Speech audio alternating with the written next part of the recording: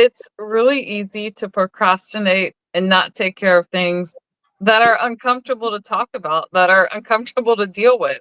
And Right. my friend Fosca with Texas Law Solutions knows how people feel when they go through that situation because she helps families every day with estate planning. Thank you for joining us today, Fosca.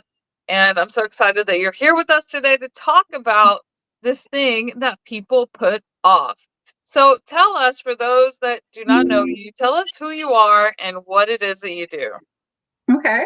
Awesome. Well, good evening. Thank you so much for having me. I love your storytelling segments on HCB. It's awesome. So I am Thank you. Fosca Piomelli-Barrios. I am the founder of Texas Law Solutions.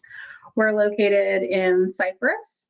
And I guess I like to refer to myself as a life and legacy architect. A lot of people don't know what that means. So, short answer is I am an estate planning attorney, actually, estate planning and business planning. So, what I really do at the core is I help people create clarity out of chaos, especially for families navigating big transitions or uncertainty. So, we call it life and legacy planning because it's not so much about the stuff that you're leaving behind, but it's more about creating lasting legacy for your family for generations to come. Okay. And when you look at your career, um, when you graduated from law school and then you moved to New York, all of those journeys that you've taken, what made you decide to focus on estate planning? Because that's not what you were doing 5 years ago, 10 years ago. Would you share that story with us? All right. So I was actually born and raised in New York. My mother was one of the first female architects in the country, and she created Soho. And I was born at NYU Hospital, and then I went to NYU undergrad, and then I went to NYU Law. So I was always joking. I was like, you got to take me back to NYU for hospice, right? So I can live my life full circle. But you are right. Um, I would say when I started in New York, I was in real estate, following sort of in my mom's footsteps. I have spent about, I want to say I spent probably the last 25 years watching the law actually fail people. So when I started my career in New York, it was 1999, and I was focused on doing complex real estate transactions. In fact, I was part of the legal team on the World Trade Center sale leaseback. A lot of people don't know that about a month before the towers were hit, there was a large sale leaseback transaction where the city of New York was trying to get the asset off of its books so that its budget would balance, right? Politicians are always looking for a balanced budget. And so when the towers came down, I remember it was September 11th, and I was in court in New Jersey, and my senior attorney on the transaction was like, I realize a lot went down in the world today, but make sure you stop by my office before I come home, before you go home. And I was like, well, I'm in New Jersey. I'm pretty clear the bridges and tunnels are closed. I don't know that I can do that. She was like, okay, that's fine. But, first thing tomorrow morning, there's going to be something on your desk and I need an answer by noon. And when I got in the next morning, I noticed that the insurance policies were on my desk.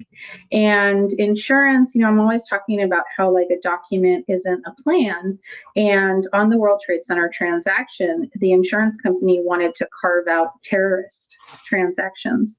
And so the language that we negotiated with the insurance company was in the event of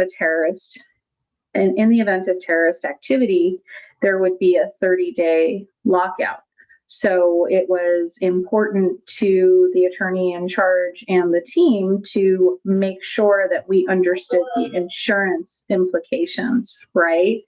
And so the focus, so what sort of stayed with me about that wasn't really the legal complexity of the insurance documents. It was just sort of how the focus of everything at that particular time and that day, it just was suddenly narrowly, it was just about liability and technical interpretation. And I sort of felt, I was a junior attorney, and I felt like there was a lot more going on in New York City that day. And nobody really, like, the lawyers didn't stop. Nobody paused for the people whose lives had just been changed forever. It was kind of like our law firm was in Midtown. We were removed from it. And at that moment, after, sort of got through the initial shock of everything, I told myself, like, I made a commitment to myself, like, I'm not going to build my career on a platform that reduces real life to paperwork and technical roles. And so I think everything that I've built ever since that moment has been about doing it differently, right? Like, I started a school in Chicago for working families, and then I came to Texas. And even though I'm barred in 4 states, now that I have the Texas bar as well, it really was never on my bucket list to like start a law firm. Like, it just sort of happened, I guess you can say. I don't know. Does that sound silly? No, it doesn't. And when you mean you are barred in how many states? 4. That doesn't mean that she's not allowed into those states. Oh, Would no. you clarify what that means for some people that might think you are prohibited from entering certain states? Oh no, I'm not barred in that. So when you so each state has its own bar exam, and if you pass the bar exam and then you go through the steps to be admitted to practice law in those states. So to be barred in 4 states means that I have passed the bar exam in 4 states. Yes. So, and I just wanted to clarify that in case some people might not know what that means, because a lot of times we make assumptions that the terminology that we're used to, everyone knows, right? So I just want yeah. to make sure that people are not like, oh, who is this Fosca? What is she barred from? What's the tea here? So no, I get it. That's a good clarification. I do try really hard to use a minimal amount of legal jargon when I speak. Yeah. And in fact, I remember when I was doing my first interview for a law firm, the law firm that I ended up getting a job with, Milbank Tweed, the attorney who interviewed me asked me to send him a glossary of terms after our interview. Because he was like, you use so many acronyms and so many like legally jargon words. I just want to make sure that I understood what you were talking about. I think it was a test to see if I would do it. Well, that is a story for another day, huh? There you go. When we're looking at families that you're working with, or people that we're going through, should be going through this process or should be thinking about it, what is the biggest misconception that people have about estate planning? Oh, the biggest misconception is I really should, but I don't need that now. I'm too young, or a lot of times people are like, oh yeah, I already have a will, so I'm good.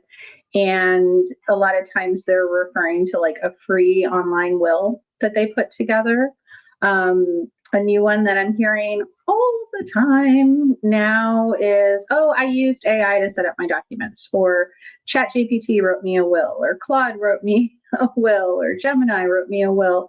And, I think one of the largest misconceptions is people, you have these movies where it's super dramatic and everybody comes out for the reading of the will, and, Aunt Cindy leaves this to so-and-so and that to so-and-so. And that's actually not how a will works in real life.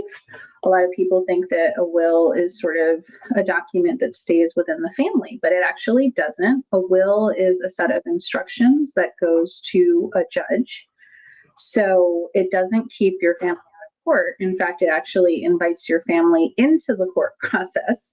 So I remember last week I was on a call with some probate attorneys, and one of them was having a hard time because the the the the person who had died.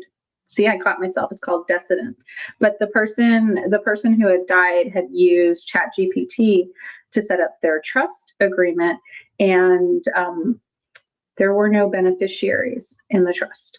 So the document looked real, and then when the family needed help, there was nothing there legally for them. So, Texas probate attorneys, we have a call every 2 weeks where we sort of talk about these interesting things that are happening in the probate court.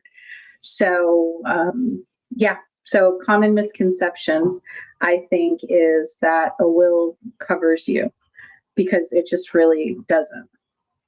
I always say a document is not a plan.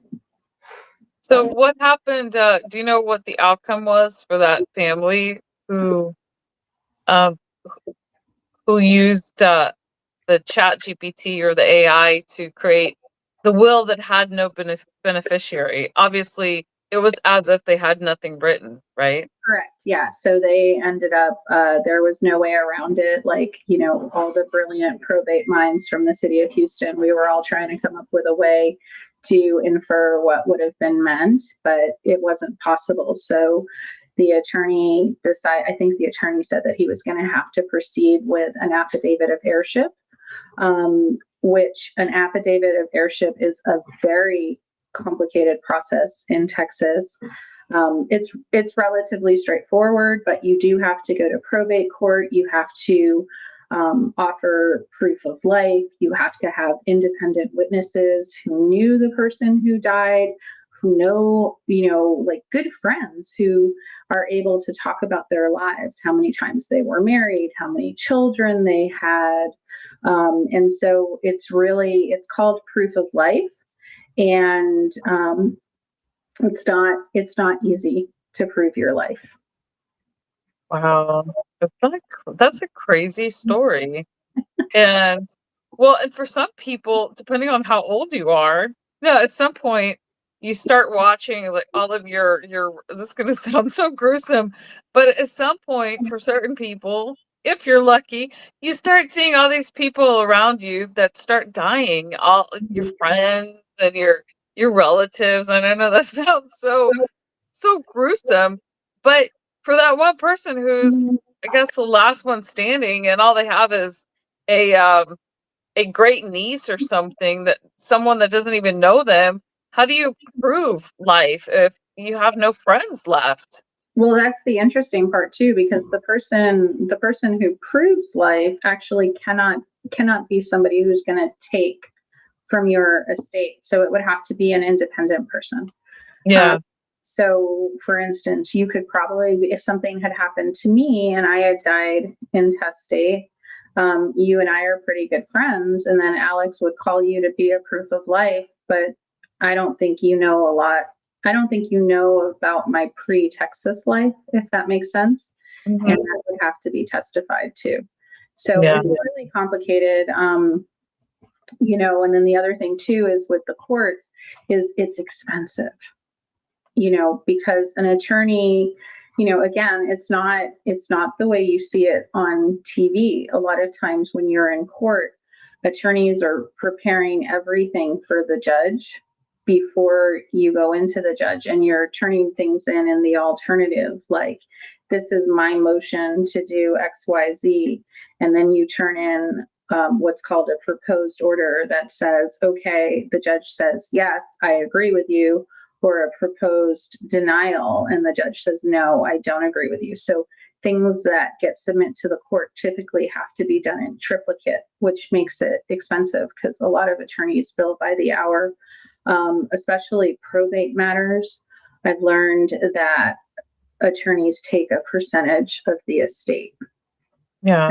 fee, because a lot of times families don't actually have the fees right up front. Yeah.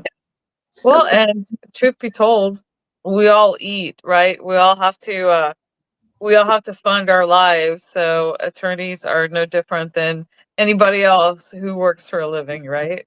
very true. Yeah. So tell us about what makes Texas Law Solutions different from other estate planning firms. And I also want to talk about, I know you've been doing, you did a soft launch for a workshop. I'd love to talk about that and when your plans for the next workshop are. Okay. Awesome. Well, I feel like perfect softball segue into it. Like, one thing that we do very, very differently at Texas Law Solutions is we actually work off of flat fee plans.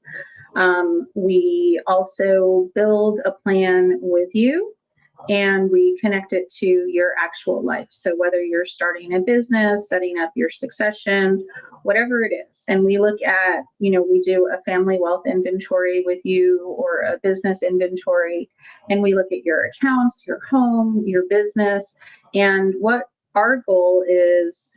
Our goal is to stay sort of lockstep with you as you go through life and as life changes. So we review every plan that we do once every 3 years is standard, and then our business clients have the option to select to have a 1-year membership agreement.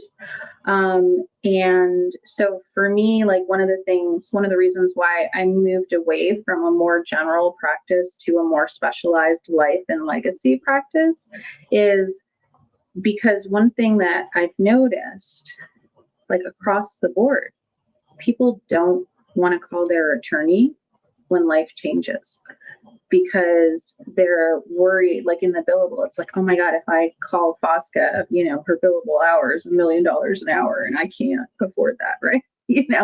So at Texas Law Solutions, we make sure that, everything's a flat fee, it's agreed to in advance, and we look at every plan that we do as the beginning of a relationship, not as like a transactional set of documents. Does that make sense? Yes. So you're creating lifelong relationships with your clients. Correct. I like So to say we're creating clarity out of chaos, because a lot of times, people will come to me and like, this what their life looks like, in lots of different pieces, and then we sort of distill it down for them. yeah, yeah. Okay, understood. And who do you typically see that comes in? Is it a young family, family that has maybe teenagers or empty nesters? Who is it that you typically see, or who do you enjoy working with the most?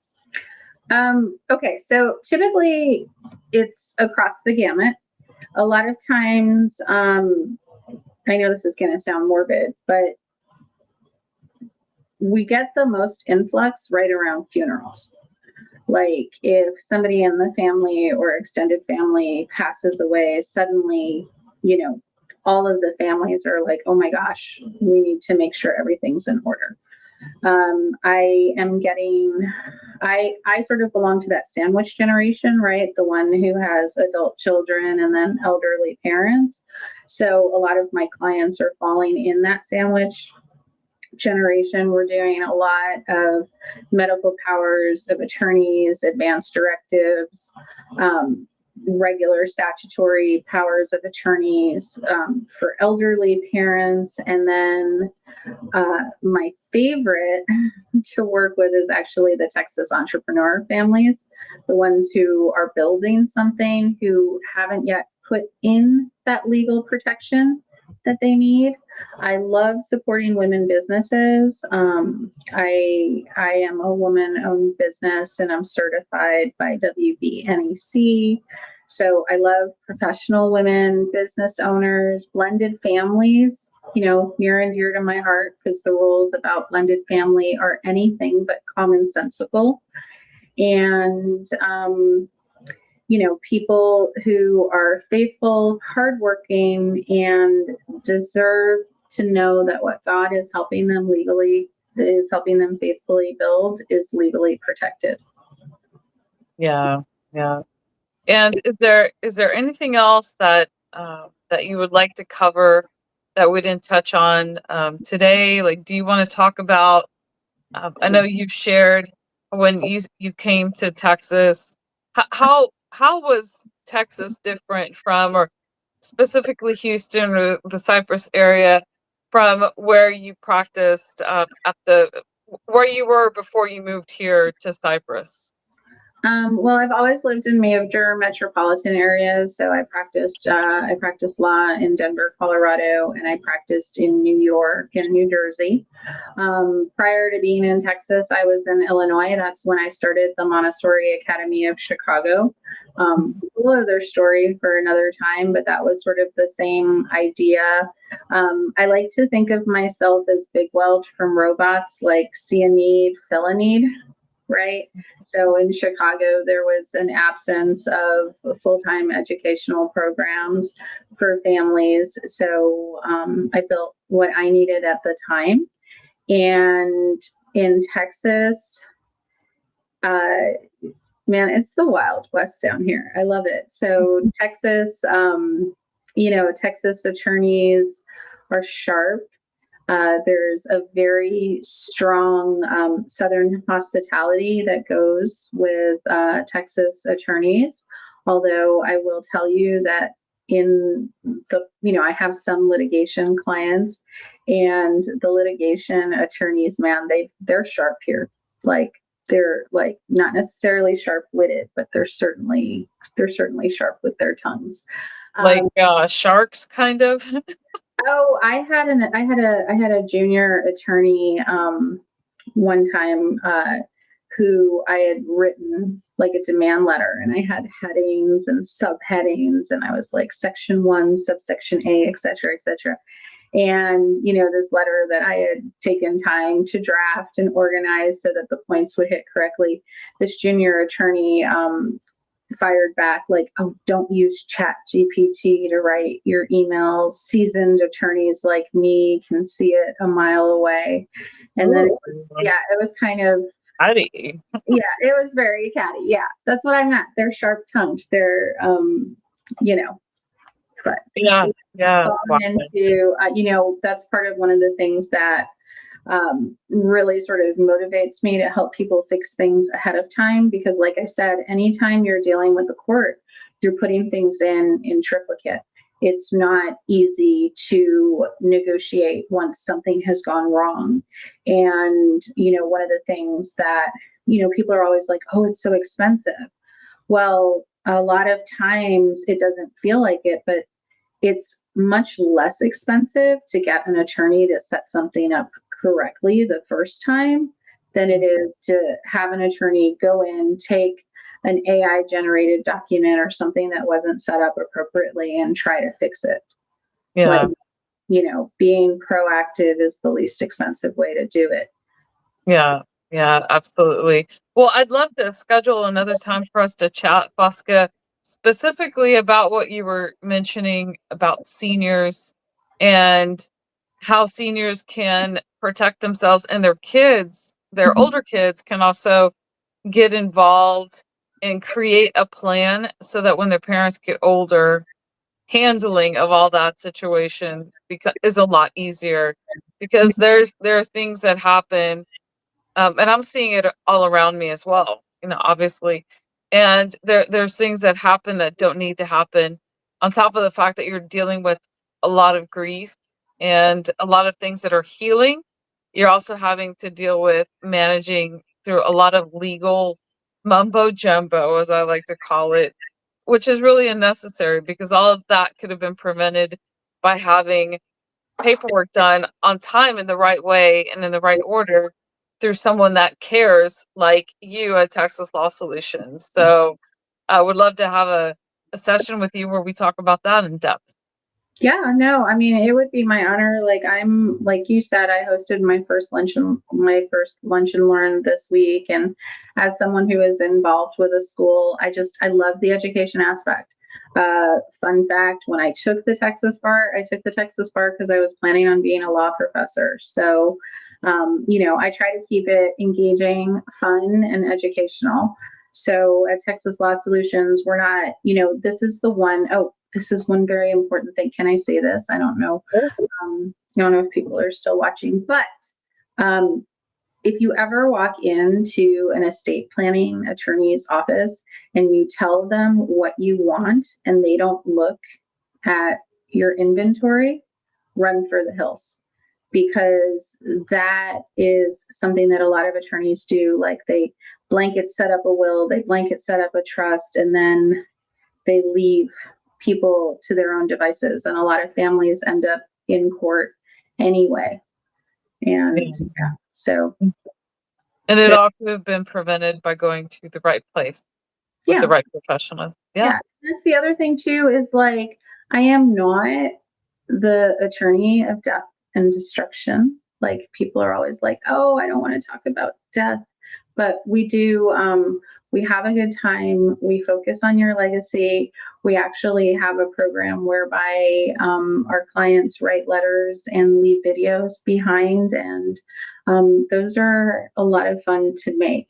And it's all about shaping the future generation. Oh, So, wow. That's really heartfelt.